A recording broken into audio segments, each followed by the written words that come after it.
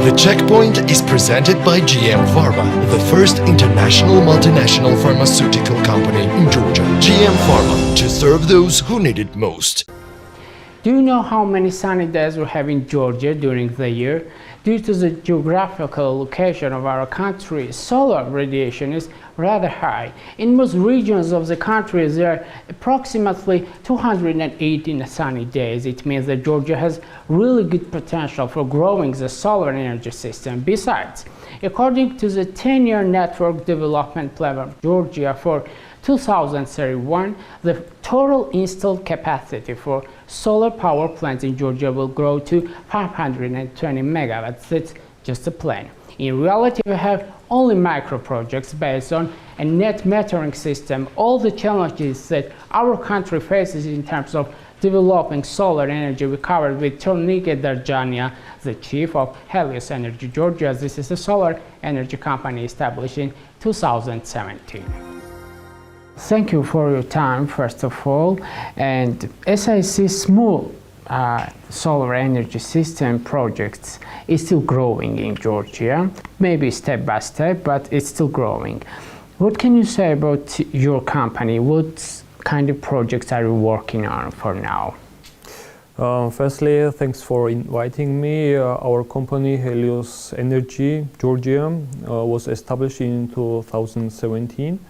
And we developed, let's say, slowly in that from the very beginning. And we had this year like a boost time because this solar business was boosted because of the one reason. The reason was the increase of the electricity prices. And if we compare to the prices which we had last year, for example, there is about 70% difference. And for sure now the consumers and also all the consumers which consume the electricity are interested to have their own generation because everybody knows now that the electricity price will increase in future and so they would like to have their own type of the generation, their own electricity, let's say. And the solar energy is one of the best options because you don't need, you can install it on your site, so where you have factory or where you have household and so on. So this was the development of also for our company because we have this year we have about 500% growth. So in comparison with the last years. So we see that there is a market and the market is growing and this is very good for development and also not only for the solar energy development but also for other sources of the renewable energy. How can you assess solar energy potential in Georgia and how attractive is it for investors, for you and for your kind of companies as well? Yeah, that's a good question because we say in Georgia that Georgia is mostly for the hydro power plants and we have a very big potential in the hydro. But we have also a very big potential in the wind energy and also in solar energy. And I would also mention the geothermic energy, which people forget about it. But we have these sources of the energy. But just talking about the solar energy, to compare with the European countries, the average annual irradiation in European countries, for example, let's say take Germany, is about 1,000 kilowatts per square meter. In Georgia, you have higher? In Georgia, we have 30% more. We have sometimes more than 30%. We have 1,300, 1,400. Also, we have sunny days also in winter, because when there is a talk, so we don't have sunny days in winter. It's not reality. We have even now, today was a very sunny day, and that's why solar even works in winter. And because of that, the price, the invested amount and also the payback amount, these are about in comparison with each other are about 5, 6, 7 years, depending on which type of the solar PV system we install. Is it a household or is it a big solar PV station? So I would say that generally it has a big potential, very big potential also in our country. In our region, for example, in Armenia, I mentioned always that they are also very further developed than we are. In Ukraine, in Azerbaijan, it tries also to develop solar potential, and even in Russia, because in Russia they have a very limited sunny days, let's say, mostly in winter. So in our region, solar generation, solar PV plants are developing, and the trend is going up and up, and it's to welcome just. Well, what can you say about availability of a net metering system for households, first of all? And also, what's your impression about public awareness towards renewable energy system in Georgia? Firstly, I would say what's net metering, yeah, because net metering, it doesn't mean it's a term. It's somehow the Georgian term, yeah. We call it net metering. Net metering means that we can feed into the grid the electricity which we do not consume that time of the generation, and when we need it, for example, when there is no sun, for example, evening or in the days without sun, yeah, we can bring electricity. We can bring electricity back to our consumption, and the interesting is that. The net metering works with the model that you give 1 kilowatt hour and you get back 1 kilowatt hour for free. This is the main idea behind this, and that's why is this model interesting, yeah, because this is one-to-one business. And for households it works well, but in Georgia we have the different prices. So electricity prices for household pays less for 1 kilowatt hour than a business. Just to mention the numbers, when household pays about 22 tetri, 23, 26 tetri, yeah, the business pays 33 tetri. So the difference is quite huge, and that's why it's worse for business more to install the solar PV station or other generation source than for households. Now we are mostly focused on installing the solar PV stations for business, so for factories, for any kind of business which have now the price of electricity more than 30 tetri. For them it's worse, because as I said, the payback period is about from 5 till 7 years. And what we have also in Georgia, we have the credit lines, because the banks are also involved. Bank and also leasing companies are also involved in this process. They have also the products they offer this to clients, and so you don't need your own sources. So you can just go to the bank or leasing company and to get the project financed. And this is very, very good opportunity. And in some cases, so banks are following to the system. Banks are following to this trend and to this development. And also we have in Georgia this kind of incentive. We have a program made in Georgia, right, or just Produce in Georgia. Yeah. And the Produce in Georgia, this program is supporting also the solar PV stations, and they pay your annual interest. So when you go to bank, and for example, you have to pay about 17% annual interest, so they finance about 11%. So you have to pay only 6% to the bank, and that's also very, very good support mechanism for that business.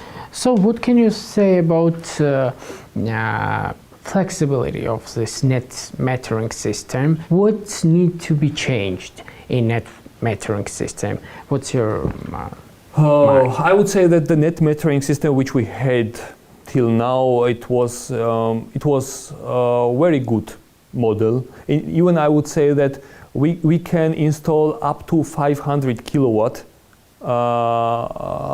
installed. In the very beginning, it was 200. It was 100. It was up to 100. Up to 100. And then it was changed to 500, and there are very rare countries which have the similar regulation, because we wanted to develop this micro generation direction in Georgia. That's why it was said that let's do 500, and it worked well. Even we have so-called virtual net metering, and this means that you can have your generation at another place, and you can get your generated electricity at another place. So without paying this electricity transmission costs. And this is also a good inception, yeah, for that. But now we are in that time that the electricity market changes, so we are in a reform process, and we have a challenge now for net metering system that we can somehow keep this model. So the benefits of this model, just what I said, this one-to-one principle, that we can keep this because the biggest benefit, is this just one-to-one exchange for both of sides, for both sides. It's just one-to-one exchange for your electricity. What you feed in, what you get, just one-to-one. So we are now in a reform time, and we work together with the tariff commission that we keep these benefits. So what more incentives would you like to see in Georgia? Should I be realistic, or should can I dream? Can I dream? So what other countries do? Let's just not dream about something unrealistic. Our neighbors, they have, for example, the green tariff. They gives also a premium tariff. It doesn't matter what you call. When you feed into the grid, they give you money. And they also in this model, they not just give you the money for the electricity what you produce. They say that I will pay this money 10 years, 15 years, 20 years. This is, for example, in Germany, the model they have there. So they say, okay, we have a green tariff, produce energy, we will pay for that. We do not have this kind of system. And another model is tax regulations. For example, we pay for VAT for the imported products, for solar panels, for inverters. We pay VAT. In some countries, they do not pay VAT. For example, in Armenia, they do not pay VAT. In Ukraine, they do not pay VAT for that. This is just to push the market and push the development, that it grows quickly, because we have demand of the electricity, and every year it grows and grows and grows. We need more energy, and that's why we have to build more generation, catch up this demand. Yeah, that's the point. And for example, another point could be the tax regulations. That somehow or also in some countries they have green certificates. And the green certificate means that if the company or factory is completely green, it produces its own green energy, and it's this carbonation level is too low in the production or some kind of this, they get this green certificate, and this green certificate means that they have some kind of some tax, pay less tax, or this kind of incentives they get for that. When we're talking about solar power plants in Georgia, we still do not have big power plants. Nowadays, there are a lot of projects on paper, let's say, but not in reality. So what's the reason? What's the main obstacles for investors? Yeah, you're right. So we have the projects on paper. And I know some projects, they are on paper almost 6-7 years, and we cannot build them. The very first problem was that we do not have what I mentioned already. We do not have this tariff. So let's say the green tariff, or we do not have PPAs. We said in 2000. Real encouragement mechanism. Yeah. So this is in every country. So this is a real encouragement mechanism. They say that, okay, I will pay you this kind of amount, and you can build and provide us energy. No, we do not have this. The last model, what I remember was that we were said that we could build a solar PV station and could get about $6 per kilowatt hour, but only 8 months in a year. And in summer, where we have, so the summer months, this was June, July, August. August, high generation. Yeah, we have high generation, and if we do not get, so if we were not paid for that amount, so this was not interesting. That's why no one installed before that. After that, we said, so we do not have PPAs, even this model was cancelled. And now the only opportunity what we have is the market. So on market, we have another problem. Another problem is that we cannot anticipate the generation of the solar because our generation is not, you cannot anticipate how the sun will shine tomorrow, or the same problem has also the wind energy. You can predict, yes, this kind of. Yeah, you cannot predict, so it's very difficult to predict. In some days, in summer, it's easier because you have more sunny days and you can predict your generation. But in autumn, winter, it's almost impossible how the day and sunshine will look like. Yeah, this is a problem, and I think that to solve this problem, we have just to take models of other countries, the similar models how they do in other countries. Yeah, because we don't need to somehow reinvent a new model. So we have to just adjust. Yeah. This is the first one, and another one is also the same problem related how much I will get paid, how I will get paid. This is a problem, yeah, generally. And we have this premium, or how it's called, this premium tariff that they give you this 1.5 cent additional, so add on what you get maximum. paid. Yeah, this is the maximum.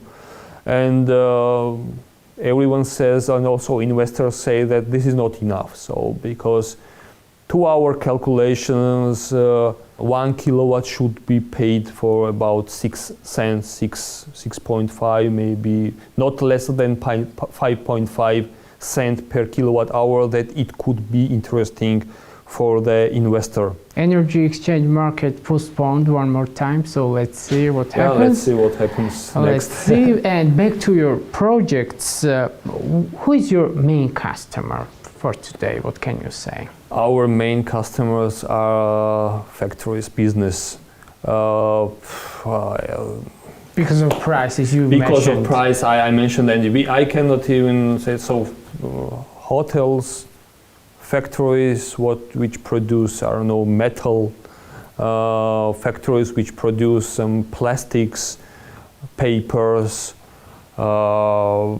what else? So we have also the universities, they consume also energy, and everybody. So the big businesses, let's say, I cannot say that the one is more. So let's say that the big business is now our main target. Yeah. What I said, everybody needs energy, and the problem and the fear they face is that everybody has seen that the one day can just and it happened also when the new year came. Yeah, when everybody woke up and the price increase was about 70%. And they have seen this development, and now nobody has today illusion that the electricity price will stay the same. It's impossible. We have in Georgia also a very big problem. These are miners who mine the Bitcoin or Ethereum, and this is also a big problem. So we are challenged, and because of that, people now realize we are challenged and we need more generation. That's why. And it needs some kind of answer from and your it needs side from as well. answer from our side solutions. Yeah. So based on the situation you've just described, what's your plan for next year? This year we built about 4 megawatts, so installed capacity. And next year is our aim is to double that. So we would like to build more and more, and we would like also to go in some other not just do the solar, but also go to geothermal.